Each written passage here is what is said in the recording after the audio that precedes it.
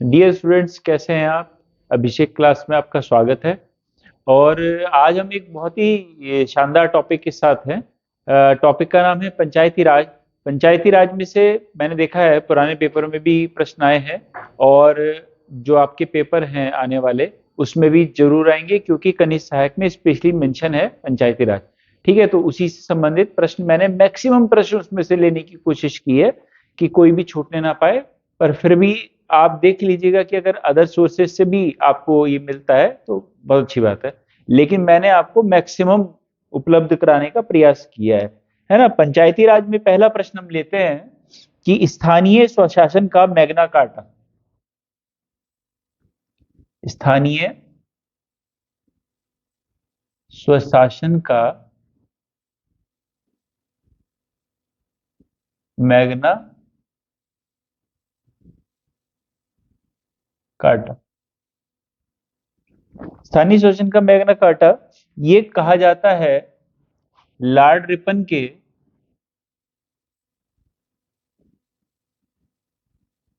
1882 के संकल्प पत्र को। ठीक है, यहां से लिखते हैं।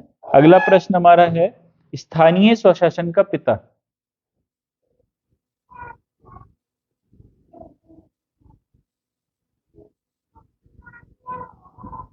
स्थानीय स्वशासन का पिता, इसको भी, ये भी जो इसका जवाब है, इसका जवाब भी है लॉर्ड रिपन। लॉर्ड रिपन को ही कहा जाता है। अगला प्रश्न है पंचायती राज का मूल उद्देश्य क्या है। मूल उद्देश्य क्या है पंचायती राज का? ये है लोकतांत्रिक विकेंद्रीकरण।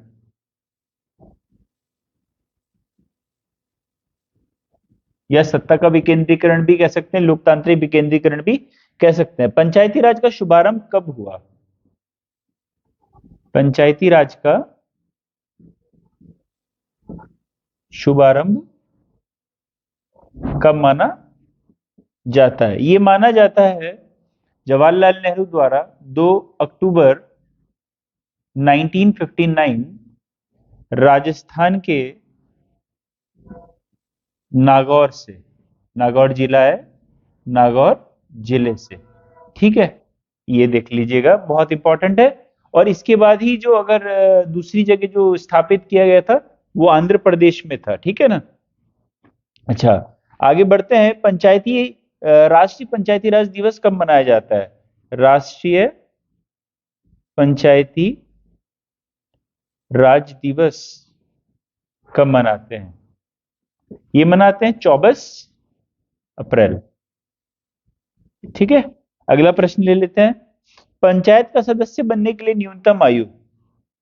पंचायत सदस्य बनने के लिए न्यूनतम आयु ये है इसमें 21 वर्ष। देखिए, आप जो है लोकसभा का चुनाव जो है या विधानसभा का चुनाव 25 साल की उम्र में लड़ सकते हैं, लेकिन आप पंचायत का जो चुनाव है वो 21 साल की उम्र में लड़ सकते हैं, ये ध्यान रखेंगे। ठीक है, महत्वपूर्ण प्रश्न है ये भी, इसको मैं हटा रहा हूं। पंचायती राज तो पहले से ही एक महत्वपूर्ण टॉपिक रहा है सभी पेपरों के लिए, लेकिन बीडीओ बीपीडीओ का पेपर भी आपका होना ही है ना, उसके लिए तो महत्वपूर्ण है ही। और यहाँ पर हमारे जो आने वाले अपकमिंग पेपर्स हैं उनके लिए भी बहुत इंपॉर्टेंट है। अगला प्रश्न हमारा है पंचायती राज से संबंधित समितियां। जो समितियां बनी पंचायती राज से संबंधित, वो समितियां कौन कौन सी थी? सबसे पहली थी बलवंत राय मेहता। बलवंत राय मेहता समिति। मेहता समिति, ये बलवंत राय मेहता समिति थी 1957। और इसी ने जो है पंचायती राज को त्रिस्तरीय प्रणाली का सुझाव दिया था। इसी के आधार पर मतलब जो है हमारे यहाँ पंचायती राज की व्यवस्था की भी गई है। फिर है अशोक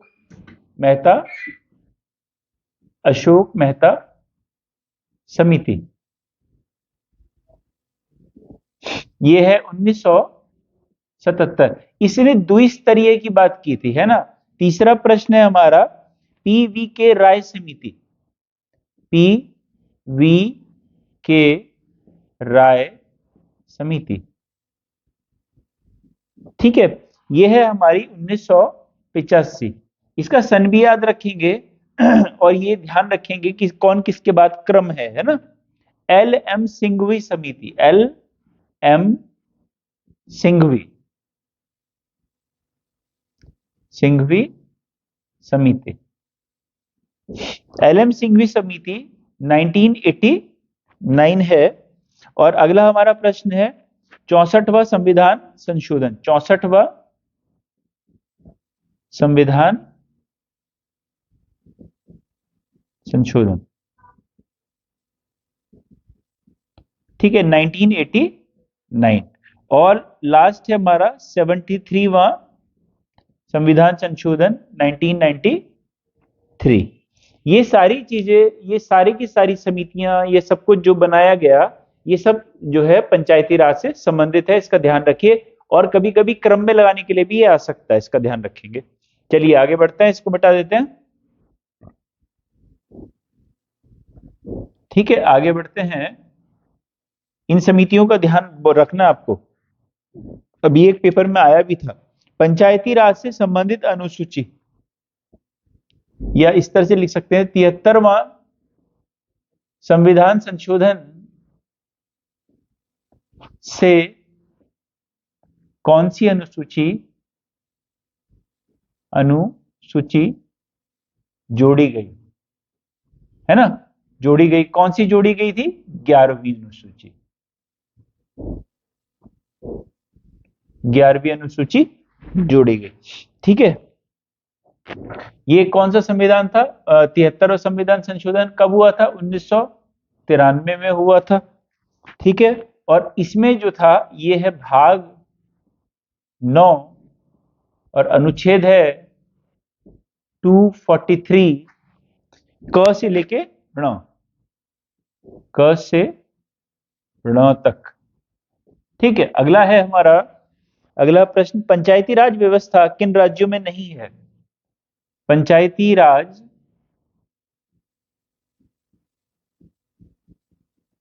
व्यवस्था किन राज्यों में नहीं है? ये है मिजोरम, ये है नागालैंड, और एक राज्य है हमारा मेघालय। और ये तो राज्य हैं, इसके अलावा जो केंद्र शासित प्रदेश है वो है दिल्ली। इनमें जो है पंचायती राज व्यवस्था नहीं है। इसके अलावा अगला प्रश्न हमारा है, इन संस्थाओं को अनुदान देने की व्यवस्था कहां से है? इन संस्थाओं को अनुदान की व्यवस्था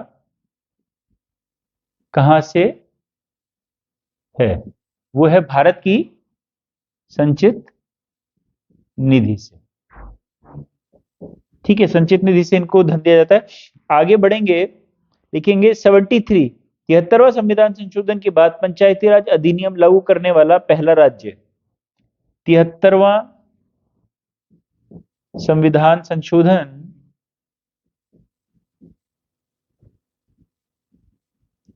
लागू करने के बाद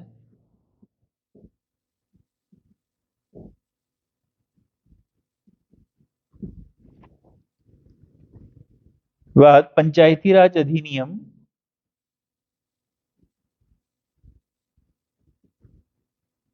लागू करने वाला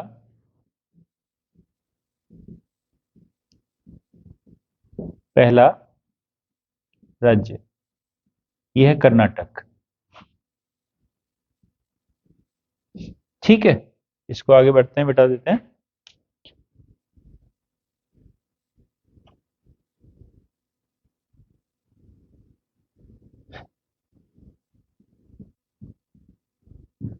आगे हमारा प्रश्न है, 11वीं अनुसूची में कितने विषयों का उल्लेख है? 11वीं अनुसूची में कितने विषय हैं? ये आपको पता ही होगा, कितने विषय हैं? 29। ठीक है, अगला प्रश्न है हमारा, किस समिति की सिफारिश पंचायती राज का संवैधानिक दर्जा दिया गया था? इंपॉर्टेंट प्रश्न है ना। इसको किस समिति की सिफारिश पर पंचायती राज को संवैधानिक दर्जा दिया गया?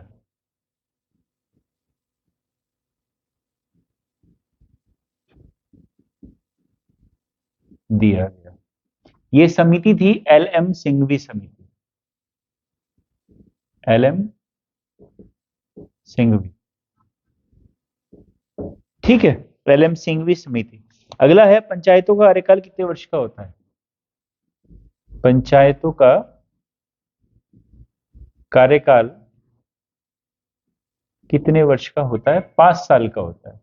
अच्छा, मैं इसमें एक बात और बता दूं कि 5 साल का होता है, लेकिन मान लीजिए कि 5 साल से पहले कोई पंचायत खत्म समाप्त हो जाती है किसी वजह से, तो 6 महीने के अंदर चुनाव कराना आवश्यक है, ठीक है, जिस तरह से औरों में होता है। अगला है हमारा, भारत में पंचायत के किस ढांचे का प्रावधान है? भारत में पंचायत के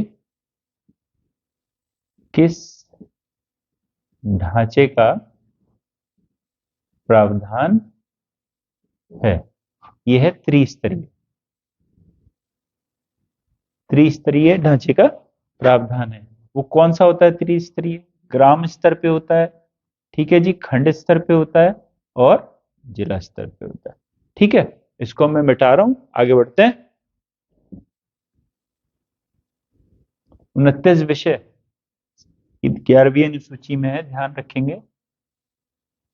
आगे बढ़ते हैं। यह है, भारत में पंचायतों, ये तो हो गया त्रिस्तरीय। त्रिस्तरीय ढांचे के प्रावधान का सुझाव किसने दिया? त्रिस्तरीय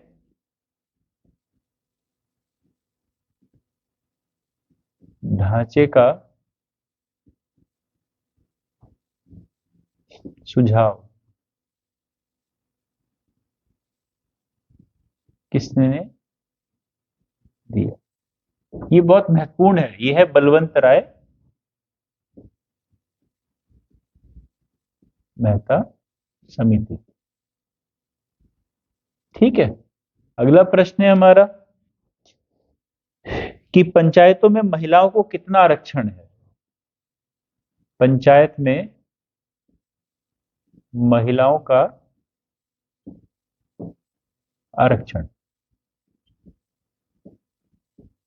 यह है 1/3, 1/3। लेकिन उत्तराखंड के अंदर जो है ना, उत्तराखंड में ये 50% है। ये देख लेंगे, 2008 में जो है भुवन चंद्र खंडूरी जी ने किया था। अगला प्रश्न हमारा, पंचायतों का प्रावधान किस नीति निदेशक तत्व में सुझाया गया? किस नीति निदेशक तत्व में पंचायत का प्रावधान है? अनुच्छेद 40। इंपॉर्टेंट प्रश्न। अगला प्रश्न है हमारा, पंचायती राज की आधारशिला, पंचायती राज की आधारशिला यह है ग्राम सभा, ठीक है। अगला प्रश्न है हमारा, तेजी से आप उतारते जाइए। ग्राम पंचायत का चुनाव कराना किस पर निर्भर करता है? ग्राम पंचायत का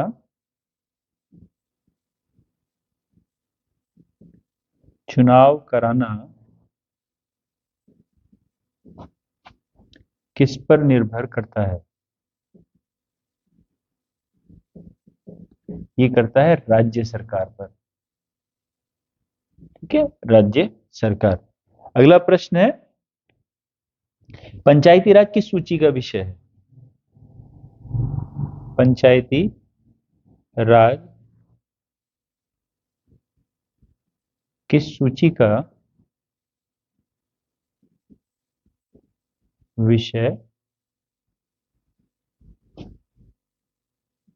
है? तो ये किस सूची का विषय है? ये है राज्य सूची का विषय, राज्य सूची का। अगला प्रश्न है हमारा, पंचायतों द्वारा कौन सा कर वसूला जाता है? पंचायतों द्वारा कौन सा कर वसूला जाता है? यह स्थानीय मेलों पर कर। ठीक है, इसको हटा देते हैं, एक बार देख लीजिए, फिर आगे बढ़ते हैं।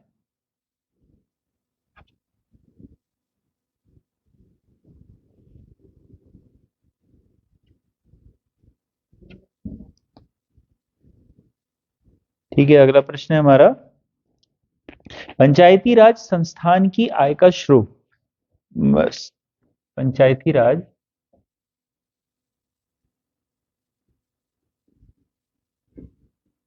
संस्था की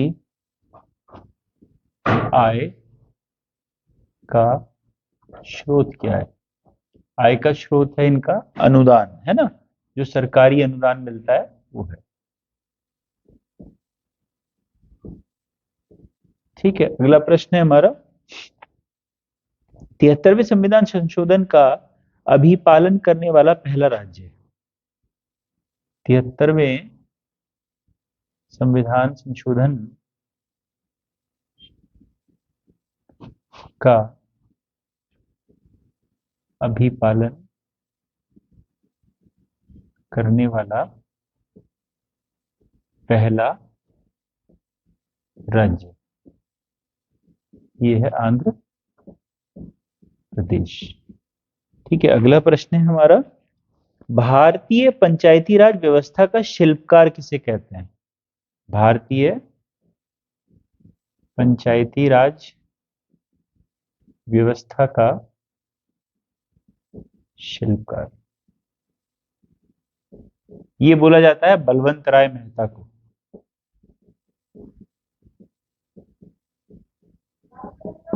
बलवंत राय मेहता को कहा जाता है। अगला प्रश्न है हमारा, बलवंत राय मेहता समिति ने किस अधिक शक्तिशाली बनाने का सुझाव दिया? किसे? बलवंत राय मेहता समिति ने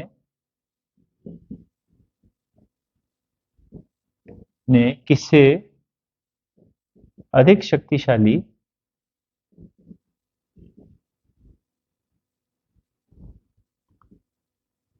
बनाने का प्रस्ताव दिया? तो ये दिया था इन्होंने पंचायत समिति को, पंचायत समिति। ठीक है, अगला प्रश्न है हमारा, पंचायती राज को द्विस्तरीय रखने का प्रस्ताव दिया। पंचायती राज को द्विस्तरीय ढांचे के रूप में रखने का प्रस्ताव किसने दिया था? अशोक मेहता समिति ने, अशोक मेहता समिति। ठीक है, अगला प्रश्न लेते हैं, इसको मिटा देते हैं पहले।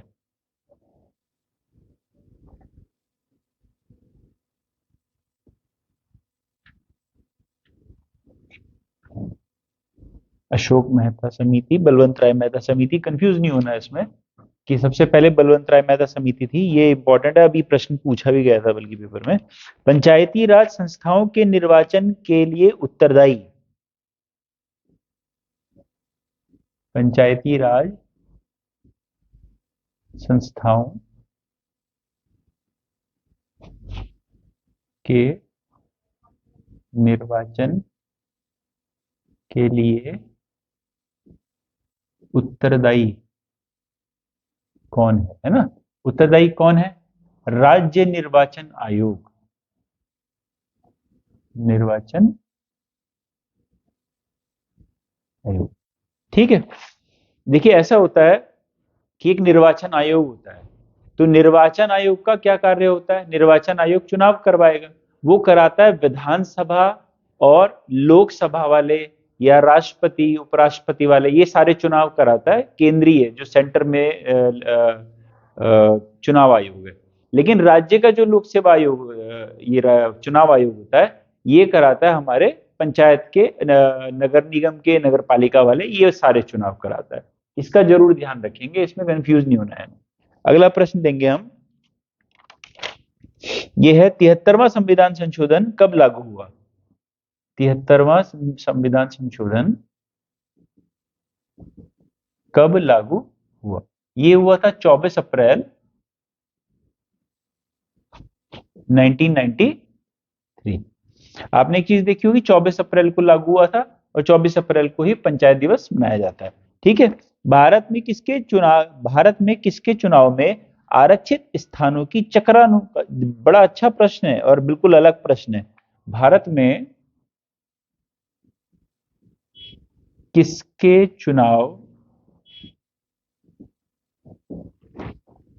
में आरक्षित स्थानों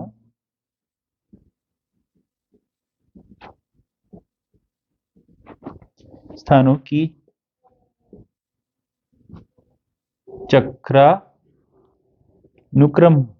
चक्रानुक्रम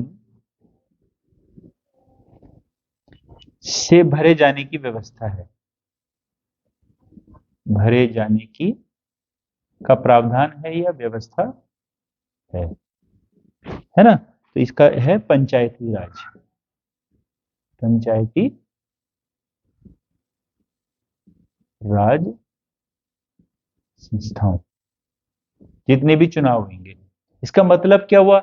इसका मतलब ये हुआ, आपने देखा होगा कि लोकसभा की सीट, मान लीजिए हमारे यहाँ 5 लोकसभा की सीटें उत्तराखंड के अंदर है और उसमें से 1 लोकसभा की सीट है जो कि आरक्षित है।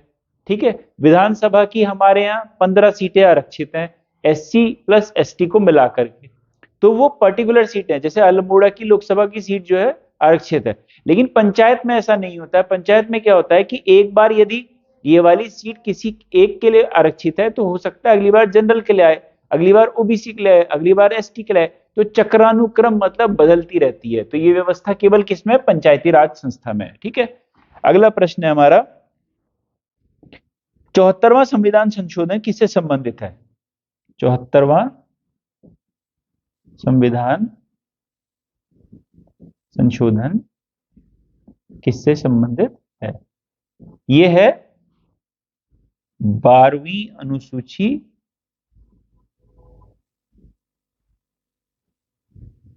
को जोड़ने से। 12वीं अनुसूची जोड़ी गई, 74वें संविधान संशोधन, यह है 1993। ठीक है, जोड़ी गई, और क्या है ये? नगर पालिका से संबंधित है, नगर पालिका से संबंधित है। ठीक है, आगे बढ़ेंगे।